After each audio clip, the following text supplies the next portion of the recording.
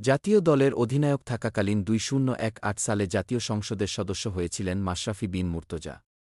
ক্ষমতাসীন আওয়ামী লীগ থেকে মনোনয়ন নিয়ে চলতি বছর আবারও নির্বাচিত হন সংসদ সদস্য। একইভাবে নির্বাচিত হয়েছিলেন সাকিব আল হাসানও।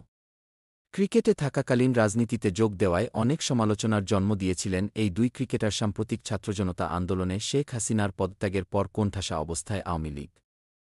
ভেঙে গিয়েছে সংসদও। আন্দোলনের শুরু থেকেই সরব ছিলেন জাতীয় দলের ক্রিকেটার নুরুল হাসান সোহান। এবার মুখ খুললেন ক্রিকেটারদেররা। সাম্প্রতিক ছাত্রজনতা আন্দোলনে শেখ হাসিনার পদত্যাগের পর কোণঠাসা অবস্থায় আওয়ামী লীগ। ভেঙে গিয়েছে সংসদও।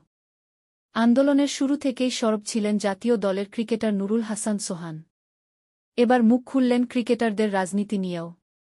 আজ রোববার মিরপুরে গণমাধ্যমের মুখোমুখি হন সোহান। আহ্বান করেন ক্রিকেট আর রাজনীতি একসঙ্গে না চালানোর।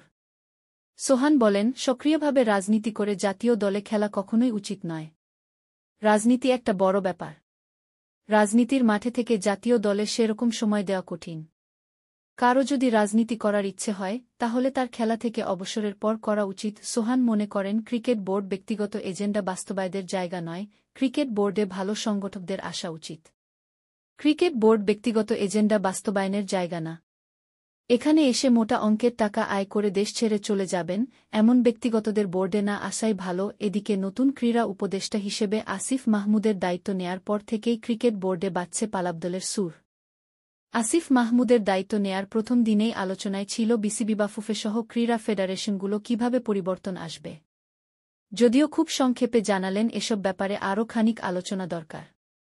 তবে বাংলাদেশ ক্রিকেট বোর্ডের জন্য আইসিসির সঙ্গেই আগে আলাপ করতে চান নতুন ক্রীড়া উপদেষ্টা।